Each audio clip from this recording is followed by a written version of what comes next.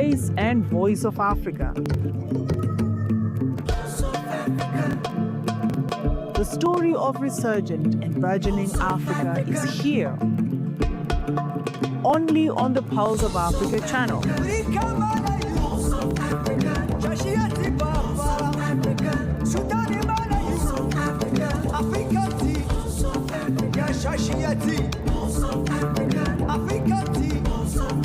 Pulse of Africa, the face and voice of Africa.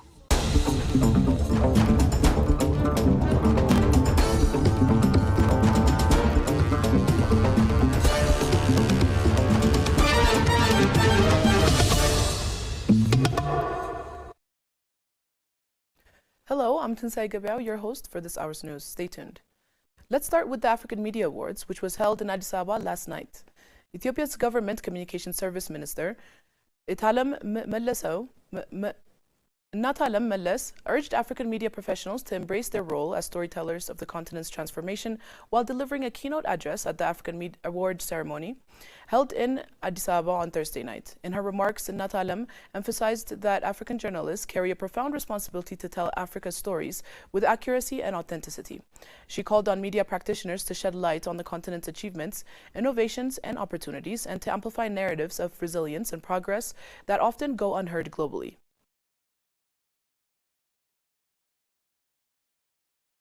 Your gathering here comes at a moment of national renewal. Ethiopia is harvesting not only crops, but progress, innovation, and collective ambition. As an African media professional, you have a profound responsibility to tell Africa's stories with accuracy and authenticity, to highlight achievements, opportunities, and innovations, to amplify narratives of resilience, creativity, and progress, to document the real transformation unfolding in Ethiopia and across Africa. The inaugural African Media Awards took place in Addis Ababa, celebrating exceptional journalism and powerful storytelling from every corner of the continent. More than an award ceremony, the event stood as a bold declaration of Africa's rising media influence and its unwavering commitment to narrative sovereignty. Designed to spotlight the continent's most compelling voices, the awards aim to elevate African stories and champion media excellence across both traditional outlets and rapidly expanding digital platforms.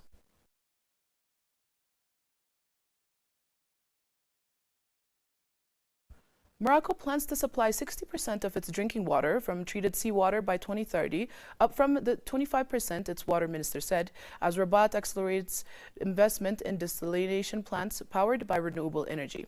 This push is crucial to ensure steady water supply and Morocco's status as a key producer and exporter of fresh produce amid climate change, with droughts having dried up some of its main water reservoirs and depleted underground resources.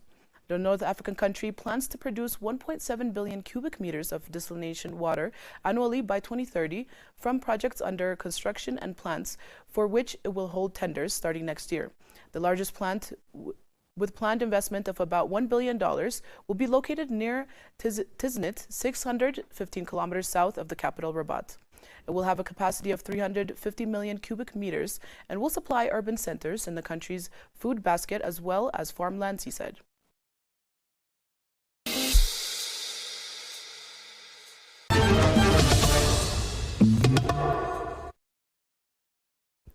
China and South Africa have pledged to strengthen cultural ties and cooperation between their citizens at the fourth meeting of the China-South Africa high-level people-to-people exchange mechanism held in Beijing on Wednesday. The mechanism, established in 2017, serves as an important pillar of the comprehensive strategic partnership between the two countries. It aims to boost collaboration in areas such as education, arts, media, youth development, tourism, and sports, supporting the broader diplomatic and economic relations that have grown significantly in recent years. China is South Africa's largest trading partner, and both nations are key members of BRICS and the Global South Cooperation Agenda. The meeting was co-chaired by Shen Yiqin, Chinese State Councillor, and Gayton McKenzie, South Africa's Minister of Sports, Arts and Culture. The two sides agreed to continue strengthening dialogue, supporting cultural organizations and institutions, and encouraging youth-to-youth exchange, reinforcing the long-standing partnership as both countries advance into a new era of strategic cooperation.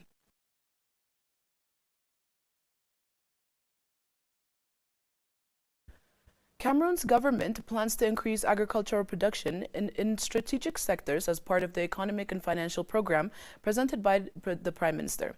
For palm oil, authorities aim for an additional 20,500 tons of output in 2026. This push is a part of a broader effort to strengthen self-sufficiency and reduce imports. The plan comes as two loan agreements totaling $91 million, near completion with Standard Chartered Bank London. The funds will support the construction of a rubber processing plant and palm oil plant for the Cameroon Development Corporation.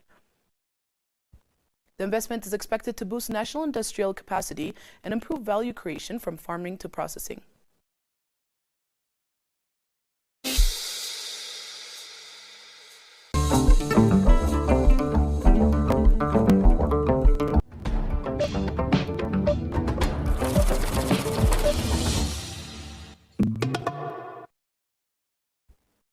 Now to business news. In Côte d'Ivoire, the Council of Ministers adopted a draft law amending the 2019 Construction and Housing Code. The reform aims to strengthen insurance requirements in the construction sector and clarify the responsibilities of builders, project owners, developers, and property owners. Government spokesperson Amadou Koulibaly said the text introduces two mandatory insurance policies for any company working on the construction site. These obligations apply to all construction projects, regardless of size or type. They include all-risk construction insurance and a 10-year civil liability insurance. All-risk construction insurance must be taken out before work begins. It covers risks that may occur during the execution of the works, technical incidents, material damage, execution errors, and accidents that may arise on site. This insurance protects both the construction company and the project owner by ensuring the continuity of the project in case of issues.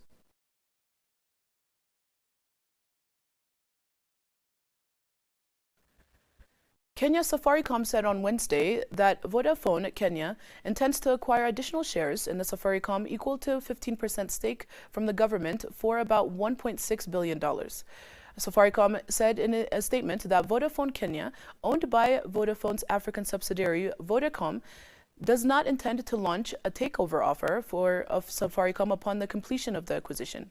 The deal would leave the Kenyan government with a 20% stake, the public a 25% shareholding, and Vodafone Kenya with 55%.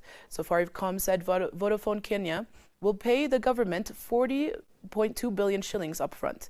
This payment gives Vodafone Kenya the right to receive all future Safaricom dividends that would have gone to the government's remaining 20% share.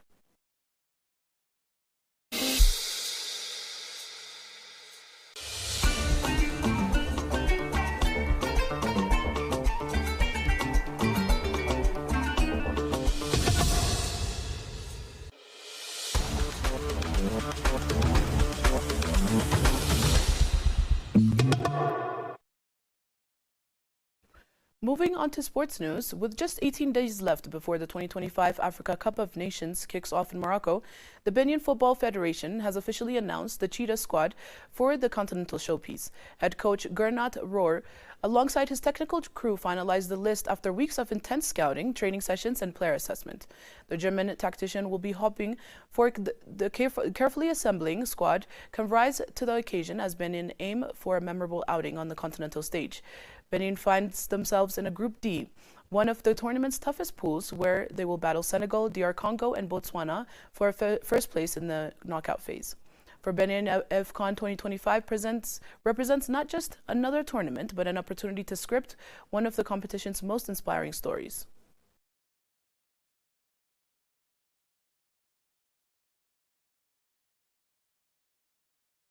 One of the host cities for the Africa Cup of Nations will be held in Morocco from December 21, 2025 to January 18, 2026, is the city of Tangier. With its large stadium located 10 kilometers from the city center, the venue named after the Ibn Battuta pays tribute to the 14th century traveler from Tangier. Opened in 2011, the stadium has become a symbol of supporting dynamism of northern Morocco. Here's the schedule for the matches for the stadium hosting Group D. December 23rd, Senegal will face Botswana. December 27, again Senegal will take on DR Congo. December 30, Benin will play with Senegal. January 3rd, 2026, round of 16. January 9, 2026, quarterfinals. January 14, 2026 will be for semifinals.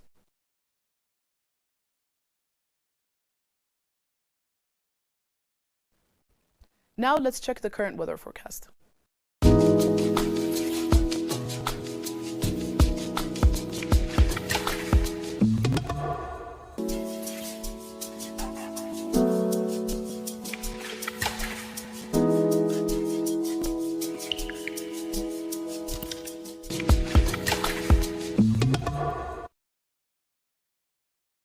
That's all for this time. Thanks for tuning in. Goodbye.